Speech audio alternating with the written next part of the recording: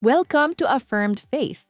Sa video na ito, pag-uusapan natin ang konseptong let them pagdating sa pagkakaibigan na tinalakay ni Mel Robbins sa kanyang libro. Napansin mo bang habang tumatanda tayo, unti-unting nawawala ang mga kaibigan natin? Hindi dahil sa away, kundi dahil lang sa kanya-kanyang buhay? Ang tawag ni Mel Robbins dito ay The Great Scattering. Habang tumatanda, nagkakahiwa-hiwalay tayo ng mga kaibigan natin dahil may kanya-kanya na tayong trabaho, pamilya, at mga responsibilidad. Natural lang ito. Pero minsan talaga, mapapaisip ka, may nagawa ba akong mali?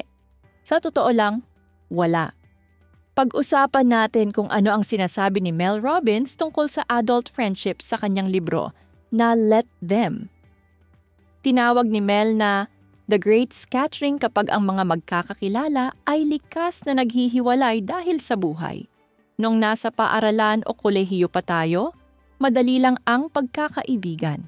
Araw-araw kayong nagkikita.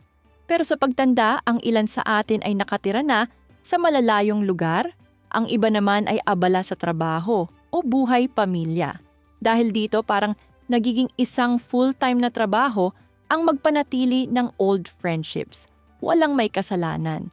Ganoon lang talaga ang takbo ng buhay. Pero dito pumapasok ang teorya ni Mel na tinatawag niyang let them. Simple at powerful ang let them theory. Kung may taong hindi ka inimbitahan, hayaan mo sila. Kung tumigil na sa pagtawag ang isa sa mga kaibigan mo, hayaan mo siya. Kung nagpapakalayo sila sa'yo, hayaan mo sila. Hindi naman sa sumusuko ka na sa friendship nyo. Tungkol ito sa pagtanggap ng realidad. Dahil kung hihinto ka sa paghahabol, makakapaglaan ka ng puwang para sa mga taong taos-pusong gustong manatili. Kailangan nating unawain na lahat tayo ay may sari-sariling paglalakbay. Kung tahimik sila, hindi ibig sabihin nito ay tinatapon na nila ang pagkakaibigan nyo. Ibig sabihin lang nito ay magkaiba kayo ng panahon na ginagalawan. Ayon kay Mel Robbins, ang maayos at matibay na pagkakaibigan ay nakabatay sa tatlong bagay. Number 1, proximity o pagkakalapit.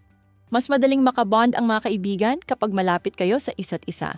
Mahirap mag-imbita ng coffee catch-up kung nasa kabilang probinsya o bansa, yung isa, di ba? Number 2, timing o tamang panahon. Importante rin na pareho kayo ng pinagdadaanan o nasa pareho kayo ng season sa buhay. Pwedeng may malasakit pa rin sa isa't isa ang isang bagong magulang at isang solo traveler. Pero challenging na ang pag-connect sa isa't isa dahil magkaiba na ang lifestyle at priorities nila. Number 3, energy. Ito, yung vibe, effort, at connection. Kapag swak ang energy ninyong dalawa, parang ang gaan ng relationship ninyo. Kapag may nagbago sa alinman dito, pwedeng magbago ang pagkakaibigan at normal lang yon. Minsan bumabalik ang dating connection. Minsan hindi na. Diyan papasok ang let them mindset. Matuto tayong tanggapin at hayaan ang mga bagay na hindi na angkop sa atin. Mas payapa ito sa pakiramdam. Pero eto ang catch. Sabi ni Mel, may parte ring tinatawag na let me. Hayaan mo akong makipag-connect kapag kaya ko. Hayaan mo akong alagaan ang sarili kong enerhiya. Hayaan mo akong makipag-connect sa mga taong nagbibigay sigla sa akin, kahit ngayon ko lang sila nakilala. Kasi sa tunay na pagkakaibigan, hindi tayo kailangang palaging nakakapit. Dapat maging bukas din tayo at hayaan silang umalis kapag oras na at papasukin ang mga bago sa tamang panahon. Ang mga pagkakaibigang para talaga sa'yo, makakahanap yan ng paraan para bumalik. Pero sa ngayon, hayaan mo ang sarili mong mag-grow, magmahal, at manatiling open sa mga posibilidad. Kasi yan ang tinatawag ni Mel Robbins na tunay na kalayaan. Maraming salamat sa panonood. Sana'y may napulot kang aral sa librong ito. Kung na-inspire ka, huwag kalimutang i-like, mag-subscribe, at i-share ang video na ito sa iba. Hanggang sa susunod.